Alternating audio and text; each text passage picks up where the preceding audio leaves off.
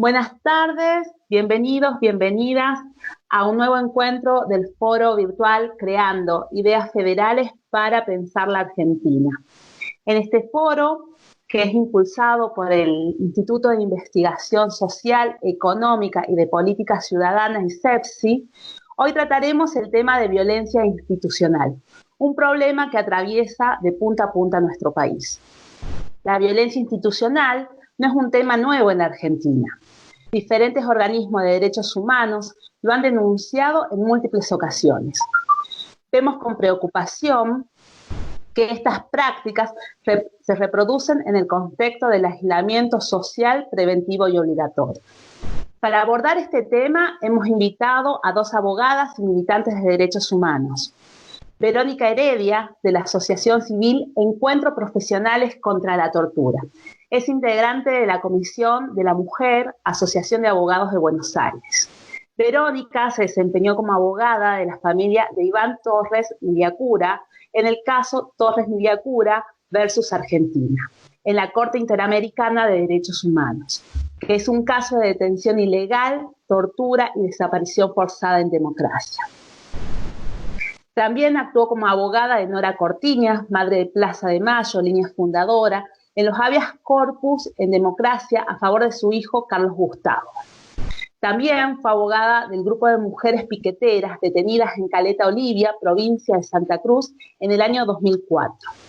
Abogada de la familia de Santiago Maldonado y de la familia de Lucía Pérez, entre otras causas que ha llevado adelante. También hemos invitado a Malca Manestar, que es abogada, magíster en Derechos Humanos, Estado y Sociedad, y es especialista en políticas públicas y de justicia de género. También es coordinadora institucional de Andes Jujuy. Bienvenidas. Hola, Euge, muchas gracias por la invitación y un gusto poder compartir con vos y con Verónica este espacio. Bueno, muchas gracias, muy agradecida por la invitación y compartir este momento de pensamiento con ustedes. Gracias. Bien, como decíamos, es un tema que no se focaliza en una ciudad o en alguna de las provincias, sino que se extiende a lo largo del país. Para arrancar con este tema, me gustaría que nos cuenten, que nos expliquen qué es la violencia institucional y qué elementos contiene. Bueno, por ahí para arrancar este tema es importante señalar que la violencia institucional es aquella violencia que esencialmente surge del Estado y de sus prácticas, ¿no? Los elementos que la componen necesariamente son tres fundamentales, que uno es el actor, quien comete esos hechos. Estamos hablando de funcionarios, de funcionarias, de miembros del Estado, principalmente. La relacionamos a la violencia institucional con la violencia policial, o sea, aquella violencia cometida por miembros de las fuerzas de seguridad, pero también la pueden cometer otros agentes, ¿no?, del Estado. Y es muy común también que se dé en otros espacios, como por ejemplo la salud. Esto por un lado. Después existen prácticas concretas, prácticas puntuales que se reproducen de alguna manera y que son prácticas que constituyen hechos de violencia institucional, como por ejemplo el gatillo fácil, las torturas, los tratos crueles, inhumanos y degradantes. Y por último, también es importante pensar que justamente como elemento de la violencia institucional tenemos que decir esto, ¿no? Las prácticas, los sujetos que la cometen, y también es importante tener en cuenta de que la persona generalmente que sufre violencia institucional tiene algún tipo de restricción en su libertad. Por eso es muy común que se dé en contextos de encierro, en contextos de detención, por ejemplo, este tipo de hechos y prácticas, ¿no?, de violencia institucional.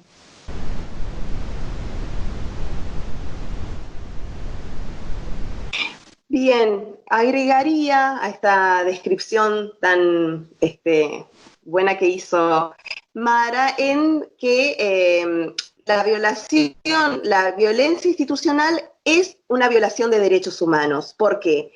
Porque quien comete esta violencia son agentes o funcionarios del Estado, y quien debe proteger y garantizar la vigencia y el ejercicio de los derechos humanos es el Estado. Entonces, hay que relacionar rápidamente que la violencia institucional es una violación de los derechos humanos.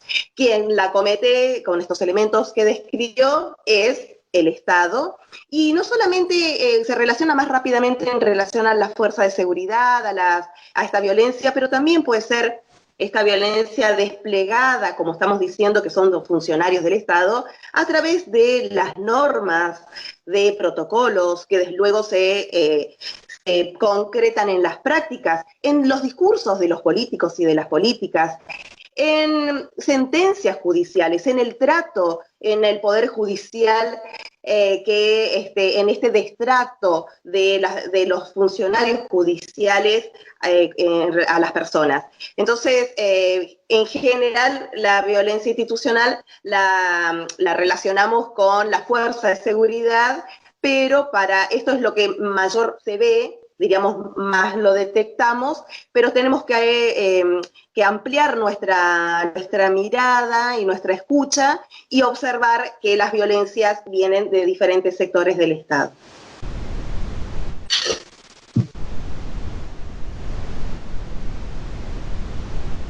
Con respecto a esto que señalaba Verónica, por un lado, ¿no es cierto?, las estructuras de las fuerzas de seguridad, y por otro lado, la forma que asumen el Estado.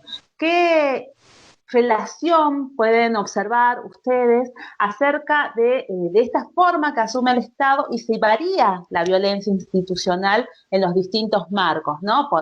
Para ponerlo en términos más sencillos, un Estado de corte progresista, un Estado con un corte más vertical o más autoritario, cómo podemos vincular a los procesos que ha vivido Argentina y a las distintas formas en que se asumió el Estado y que se asume el Estado. Bien. Bueno, Eugen, en relación a esto hay una frase que creo que es bien gráfica que dice, ¿no? Los gobiernos pasan, pero las policías quedan, y hay muchas estructuras que se conservan. En esto quiero señalar que, como bien vos decías, a ver, las distintas formas que va asumiendo el Estado, algunos de corte más progresistas, otros de corte más autoritario, hacen, ¿no?, que estas prácticas de violencia institucional tengan a ciertas variables, pero lo cierto es que muchas se sostienen en el tiempo. Muchas, a pesar de que pasan los años, se siguen manteniendo. Por ejemplo, nosotras, esto lo vemos mucho en Andes, que trabajamos la cuestión más de violencia policial, violencia institucional, lo vemos como una constante. Y en esto quiero señalar que una realidad también es cierto que cuando se cometen hechos de violencia institucional, por ejemplo, quienes van a juicio son los policías, por ejemplo, pero no se cambian las estructuras. Y esto que vos me decías hace un rato, cuando nos hacías la pregunta, las estructuras son las que van quedando, las estructuras justamente son las que mantienen y de alguna manera van conformando estas prácticas, ¿no?, que se sostienen y se reinventan muchas veces también en el tiempo. Con esto quiero señalar también que sí es cierto que hay gobiernos que son más progresistas, hay gobiernos que son más autoritarios, y que la cosa no podemos asimilarla completamente, porque es cierto que cuando el gobierno es más progresista, asume como dentro de sus políticas públicas también ciertas estrategias para erradicar y avanzar hacia la eliminación de estas prácticas, o de alguna manera para buscar sanciones y castigos a los culpables. Eso es una realidad también, pero en esto quiero entender y quiero de alguna manera señalar, por ejemplo, y esto es una diferencia abismal, lo que está pasando, por ejemplo, en un gobierno donde teníamos a una ministra de Seguridad como Patricia Bullrich, y en un gobierno donde tenemos ahora una ministra de Seguridad que viene de otra línea totalmente diferente, como es Sabrina Frederick. Hay diferencias en lo que es materia de políticas públicas de seguridad, y eso también impacta de alguna manera en las prácticas estas de violencia institucional. Pero como te decía, muchas veces no es suficiente, por así decirlo, la intencionalidad o la voluntariedad política. Sí es fundamental que haya voluntariedad política, pero también creo que es importante que puedan modificarse estas prácticas estructurales a largo plazo, ¿no? Y esto es algo que todavía nos está faltando, y por eso nosotros siempre desde nuestra organización apuntamos a un cambio sustancial en la interna de las policías, por ejemplo, hacia estructuras más democráticas.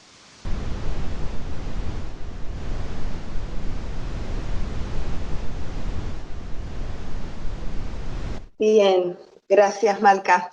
¿Dije bien tu nombre? Sí. Bien, gracias. Sí, esta falta de democratización de las fuerzas de seguridad ha sido admitido no solamente por el actual presidente, sino incluso en quien en su momento era ministra de Seguridad, la doctora Garré. Quiere decir que es una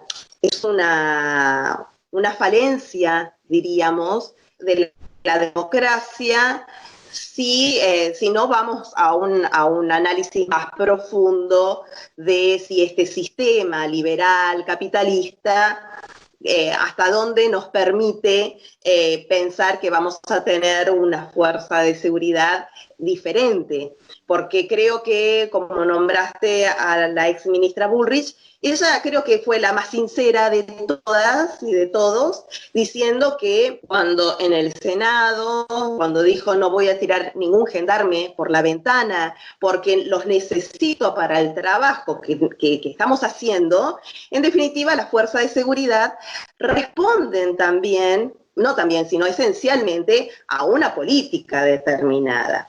Entonces, luego hemos escuchado el actual ministro de Seguridad de la provincia de Buenos Aires, que era quien, el anterior ministro de Seguridad de Nación de Bullrich, diciendo que, por ejemplo, en el caso de Santiago Maldonado no tenía ninguna duda que Gendarmería había desaparecido a Santiago. ¿Por qué? Porque es la misma fuerza de seguridad que él dirigía, la misma fuerza de seguridad que luego dirigió Patricia Bullrich y es la misma fuerza de seguridad que dirige la actual ministra de Gobierno. Claramente, como dice Malca, la decisión política es diferente y la vemos en los hechos de una violencia desmedida durante 4 años con esta misma fuerza de seguridad, pero convengamos que todos saben la fuerza de seguridad que tienen, forman parte de la estructura. No hay una decisión política de modificar porque en definitiva les sirve tal como está para llevar adelante una política determinada. Entonces, admitir que hay una falta de democratización de la fuerza de seguridad que va a permitir poner realmente en discusión qué fuerza de seguridad queremos en un Estado democrático.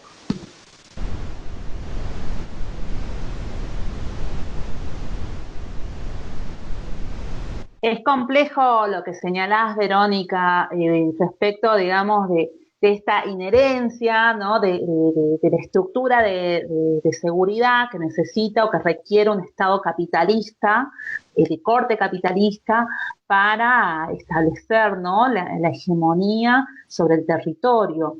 Me parece que ese es un punto de reflexión que debemos darnos, ¿no? como un desafío hacia el futuro para pensar justamente, como señalás, qué fuerzas de seguridad las que queremos.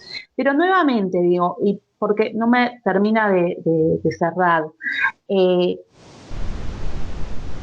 si decimos que es inherente al Estado, ¿qué vínculos podemos establecer, digamos, siempre va a ser así, digo, no hay forma, no tiene que ver con las características que asume o con las formas que asume el Estado, sino que ya está en su ADN, por decir de otra manera, forma parte de la estructura del Estado, esta violencia institucional.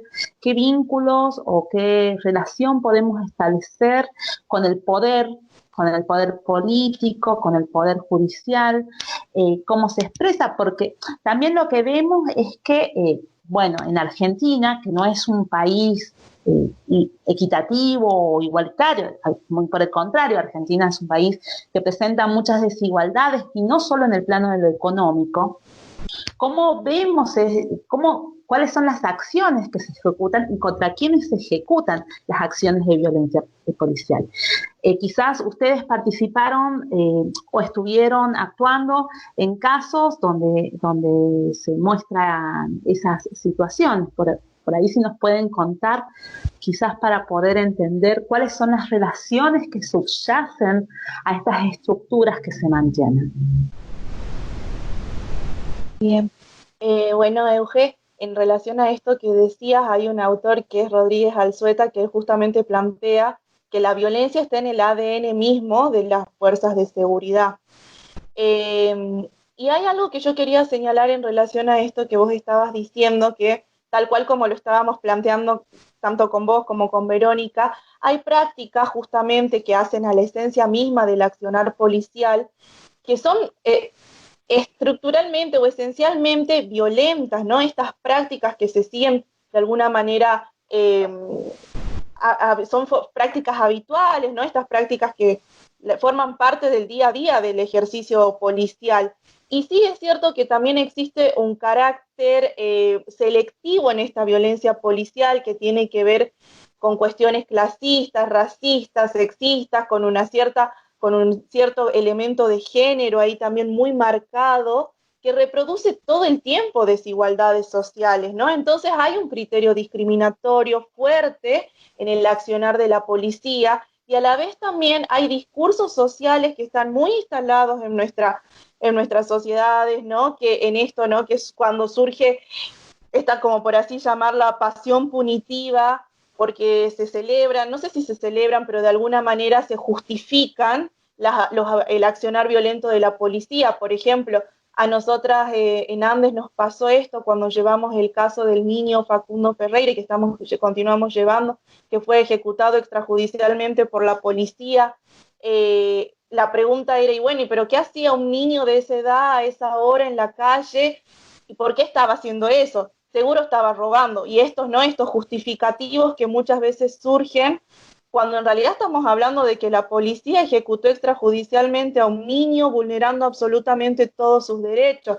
Otra que nos pasaba ahora en este contexto de cuarentena también, y cómo surgen estos discursos punitivos y que de alguna manera justifican o sí, buscan justificar la violencia, es en el caso de Delfina Díaz, una joven trans que fue también víctima de violencia, podemos decir, física, psicológica, sexual, por parte de la policía acá en la provincia de Jujuy, en la localidad de Libertador General San Martín, en este contexto de la cuarentena, y la respuesta era así, bueno, pero ella estaba, de alguna manera, no estaba cumpliendo con la cuarentena, estaba violando el aislamiento social preventivo y obligatorio. Y a ver, eso no es lo que estamos discutiendo nosotras, no estamos discutiendo esas cuestiones, o sea, lo que estamos discutiendo es que la policía tiene accionares abusivos, accionares totalmente fuera del marco de la ley, comete hechos que no, de alguna manera, no alcanzan ningún estándar mínimo en materia de derechos humanos. Entonces, eso creo que tiene que ser lo que podamos discutir en estos momentos, ¿no?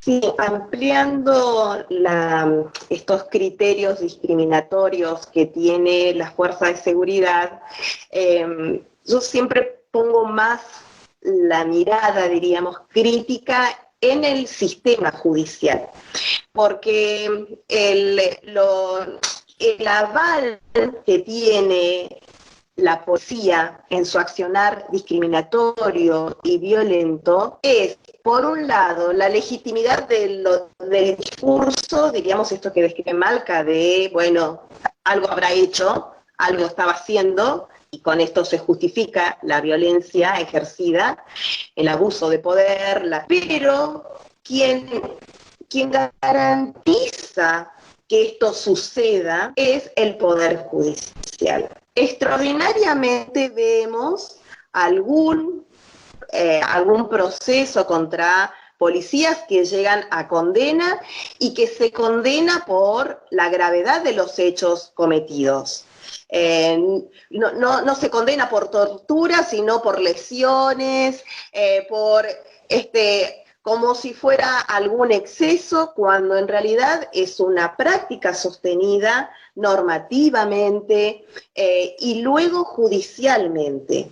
La persona detenida de manera violenta, de manera ilegal, que llega a tribunales y cuenta cómo ha sido detenida, ese mismo discurso, algo estaba haciendo, que se escucha, es lo que sostiene al fiscal y al juez, luego a la Cámara y luego a los superiores tribunales, para condenar a una persona que está denunciando que fue torturada al momento de la detención. A nadie le importa, pero no es que no les importa a la sociedad, no le importa a quien tiene que garantizar el respeto de los derechos de las personas, que tiene que ponerle límite a la violencia del Estado, que son los jueces y las juezas.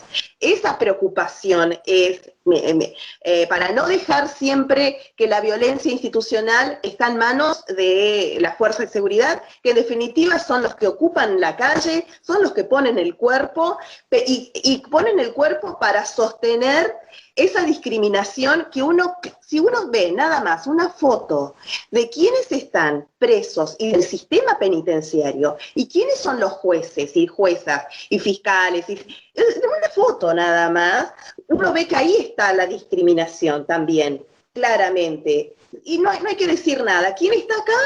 ¿Y quiénes son los que deciden quiénes van a estar encerrados? ¿Y con quiénes? Porque también todo el sistema penitenciario es producto de quién debe poner el cuerpo en esta sociedad para mantener esta discriminación. Por eso la cuestión económica es solamente, o el policía o la violencia de la policía es lo que vemos, todo el sistema, y por eso creo que uno de los desafíos es pensar qué sistema democrático, si tal como lo hemos pensado, hay quienes feministas que discuten ese contrato social, que ya nace con esta discriminación, con esta violencia, que luego el sistema ha ido perfeccionando, diríamos, ¿no? Pero es cierto que sin los tratados internacionales de derechos humanos, sin las constituciones, sin las leyes, sin una política clara, todo sería peor, ¿cierto? Pero creo que tenemos que discutir y pensarnos en esto, ¿no? En qué sociedad, en qué sistema jurídico, en qué sistema de fuerzas de seguridad estamos. Entonces podemos establecer una relación directa entre clase, sexo, etnia y el poder, ¿no? Porque por un lado, y con lo que expresás, me parece que queda, con esta foto, digamos, que señalás con respecto, digamos, si uno ve a los detenidos y el Poder Judicial, vemos, ¿no? La estructura esta masculina, heteronormada, y con un poder adquisitivo y quizás una tradicionalidad, manteniendo esos estatus tradicionales, sobre todo en provincias del norte, ¿no? Donde las estructuras, quizás las estructuras culturales tienden a ser más conservadoras, ¿no? Eso fue un caso muy claro que se dio en la detención de los presos políticos, por ejemplo, en la provincia de Jujuy. Quizás en otras provincias también se ha dado, ¿no? ¿Me pueden comentar algo de esto? Digamos, este vínculo entre de corte clasista estrictamente a lo largo.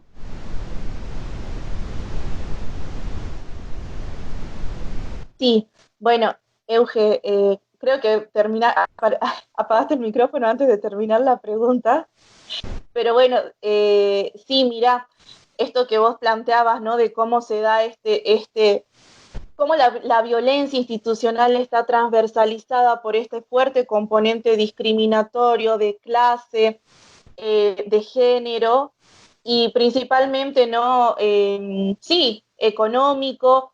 Ahí yo quería, por ejemplo, contar cuando ahora en este contexto de la cuarentena y volviendo a esto que decía Verónica, de cómo de alguna manera también cuando una persona sufre una situación de violencia institucional, quien continúa reproduciendo y no poniendo fin a esa situación mediante, no sé, una garantía de no repetición o de una reparación integral a la víctima es el propio Poder Judicial, ¿no? Cuando ahora nosotras estamos llevando, por ejemplo, en este momento el caso de esta joven trans víctima de violencia institucional, ella, por ejemplo, no hizo su cambio de identidad de género y todo el tiempo el Poder Judicial la trataba con un nombre masculino, que es un nombre con el que ella no se identifica para nada, y todo el tiempo ponía en tela de juicio su discurso. Y esto después yo me puse a investigar, y no es en el primer caso, sino en varios casos que lo veo. Por ejemplo, ¿no? Cuando hizo una visita acá en Argentina el experto independiente de Naciones Unidas en contra de la discriminación de personas en razón de su orientación sexual e identidad de género, lo que planteaba, por ejemplo, es que en las personas trans, y es un colectivo con el que nosotras trabajamos un montón, lo que sucede básicamente es que cuando la persona es víctima de un delito, el propio hecho de su identidad de género es una causal de descrédito, una razón por la que no se le escucha, no se la cree, se deslegitima todo el tiempo lo que ella dice, lo que le sucedió. Y cuando una persona, y al contrario, ¿no? Porque cuando una persona trans comete algún hecho delictivo, la razón misma de su identidad de género es una causal de agravante, ¿no? Que la vincula a otros hechos, o que por la que se la busca vincularla a otros hechos delictivos. Entonces, en esto, lo que quería señalar y volviendo es que es importante el rol del activismo en materia de derechos humanos y de los abogados, las abogadas militantes, que de alguna manera vamos marcando ciertas cuestiones dentro del Poder Judicial, porque a raíz de esta intervención que tuvimos con este caso, que ahora fue hace poquito en este contexto de la cuarentena, se logró por primera vez que en el Ministerio Público de la Acusación saque una instrucción general en la que se plantea esto de que a partir de este momento se iba a respetar la identidad de género de las personas al momento de ir a denunciar, que todas las causas se iban a llevar adelante con la identidad de género autopercibida de las personas. Y esto estamos hablando muchísimos años después de que tenemos en vigencia una ley de identidad de género. Entonces, de alguna manera también marca esto, ¿no? De la importancia de, por así decirlo y por plantearlo de alguna forma, la capacitación que tienen que tener también estos funcionarios y las estructuras que también se tienen que cambiar dentro del Poder Judicial y que, por ejemplo, viene a ser muy importante también el aporte que puede llegar a ser una ley como la ley Micaela.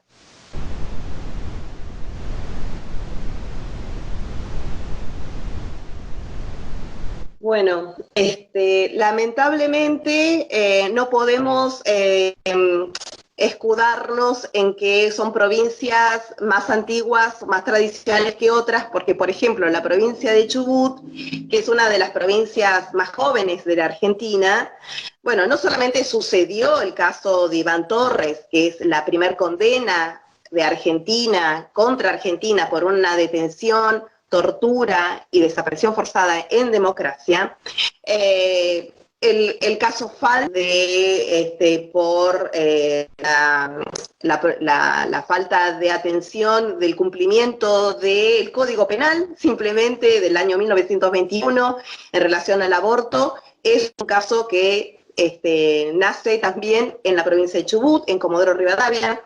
Ahora, en estos días, por el tema del aislamiento, escuchamos a un concejal diciendo que, bueno, justo ingresó en el puerto de Comodoro Rivadavia un barco, bajaron unos marineros, unos 7 u 8 marineros, y entonces el concejal dijo que habían ido a hacer el hisopado para ver si tenían COVID, porque algunos habían dado positivo con el COVID, a las mujeres, las amantes, las novias y las prostitutas.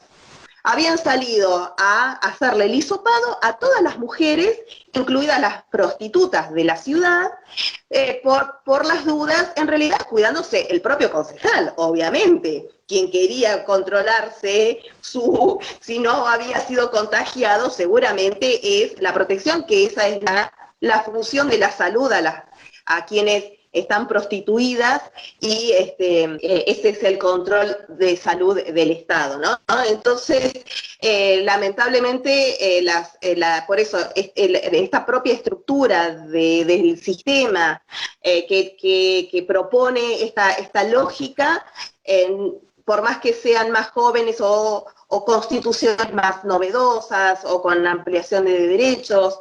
La provincia de Chubut, por ejemplo, es una provincia que jamás tuvo ninguna mujer ocupando ningún puesto de los tres poderes del Estado.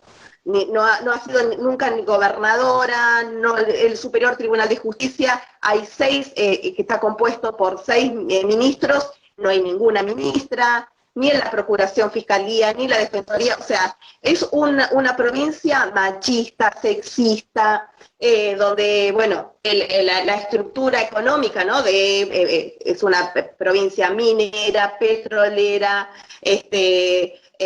pesquera, entonces es también toda la lógica de la economía es muy marca, lo que luego el derecho sostiene, ¿no? Por eso decía, o sea, el derecho sostiene esta estructura, esta discriminación, y a ningún fiscal se le ocurrió parar a este concejal que dice vamos a salir a hisopar a todas las mujeres en estas diferentes categorías que él dice para garantizar que la sociedad no esté contagiada. O sea, es un absurdo. Bueno, esto lo dice y nadie se sorprende. Entonces, vuelvo con los desafíos de escuchar, de qué es lo que no podemos dejar pasar, qué nos tiene que indignar, esto no puede pasar, y bueno, para no reproducir, no permitir que la violencia institucional se reproduzca. Retomando esto último que señalás, y bueno, digamos, me quedé sorprendida con lo que contabas, me parece tremendo. No puedo salir del asombro. Bueno, no, pero retomando.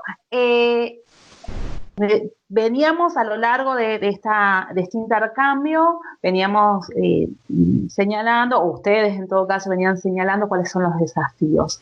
Para cerrar, además de los que ya señalaron, ¿qué consideran que es un desafío como sociedad en la Argentina actual para poder afrontar estas situaciones de violencia institucional?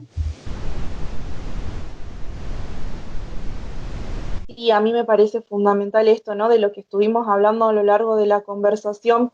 Por un lado, democratizar las estructuras, y ahí me refiero no solamente a la policía, sino también al Poder Judicial. De alguna manera también capacitar a la interna de esas dos instituciones fundamentalmente. Por otro lado, también esto, ¿no? Como un desafío muy importante, alcanzar discursos que de alguna manera no pongan la fuerza de la punición como la única alternativa para todo, ¿no? Y en este contexto de la pandemia lo hemos visto muy, muy latente, porque en realidad al faltar políticas públicas, por ejemplo, acá en la provincia de Jujuy, en políticas públicas en materia de salud, la única respuesta ha sido represiva. Entonces me parece muy importante esto, pensar de qué manera no solamente atendemos, ¿no?, a la voluntad política de un momento determinado, sino también de qué manera es posible modificar las prácticas que hacen que esa violencia se reproduzca y se reinvente a lo largo de los años.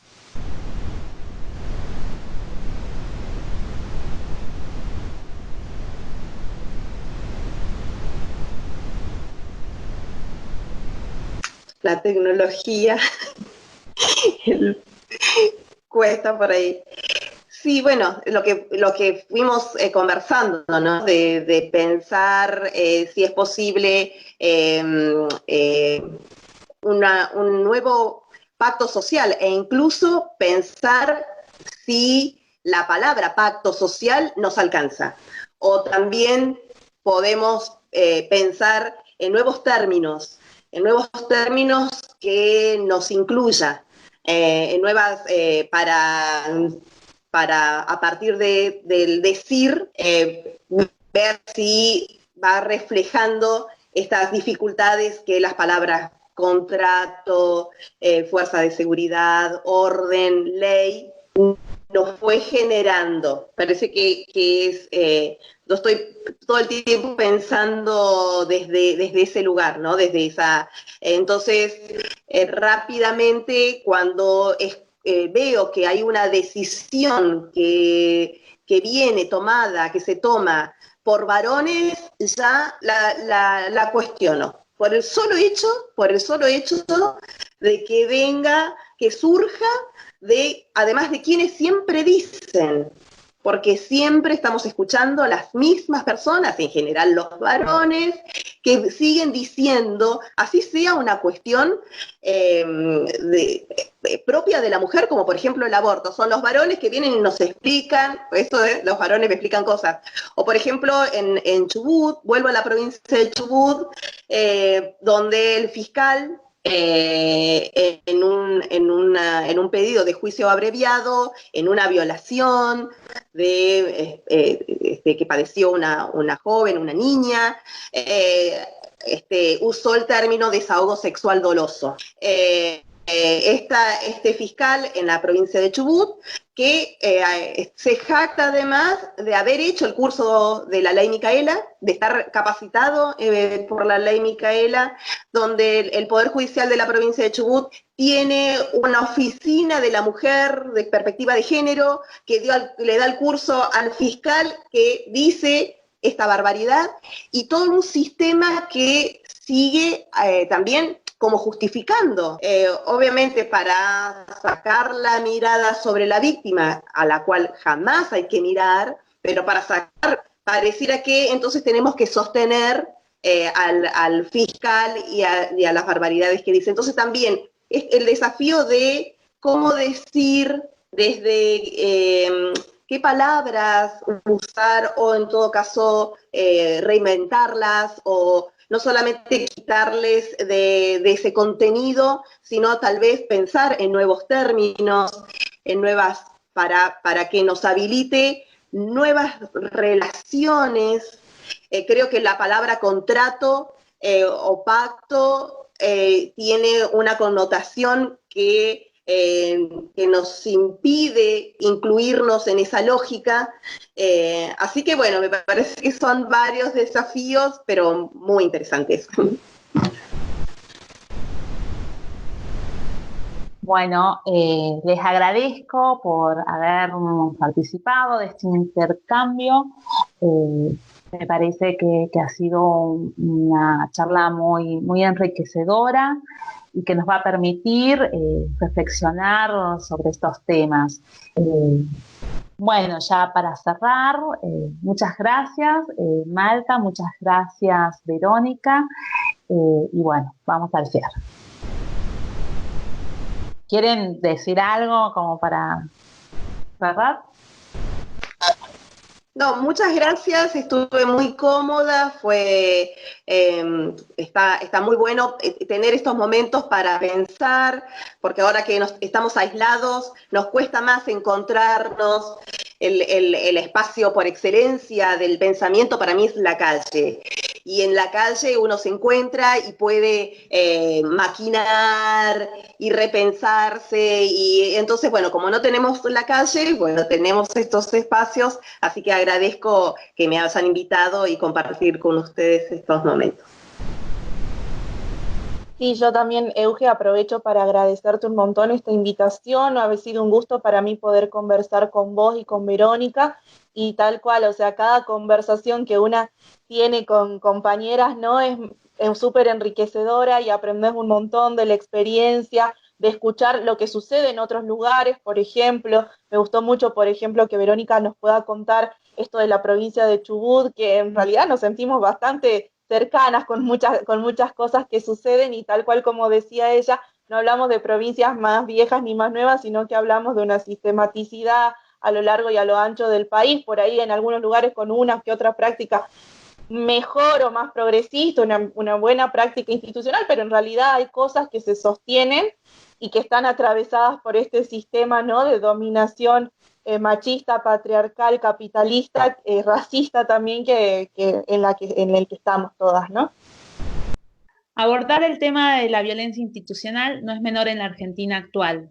A través de este intercambio intentamos observar las relaciones que subyacen y dan lugar a estas relaciones.